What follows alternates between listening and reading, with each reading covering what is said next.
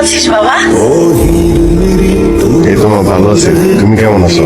এই তো আছি বাবা। বাবা, তোর শরীরটা ভালো? হ্যাঁ। বাবা, তোর কোনো কষ্ট হচ্ছে না তো বাবা? না, কিসের কষ্ট? খাওয়া দাওয়া ঠিকভাবে করছিস? খুব ভালো করে খাওয়া দাওয়া করতেছি। কি খাস?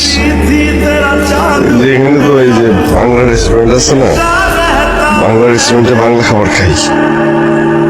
আমার মনে হচ্ছে তোর খুব কষ্ট হচ্ছে। তোর গলা শুনে আমার মনে হচ্ছে। না, কোনো কষ্ট নাই।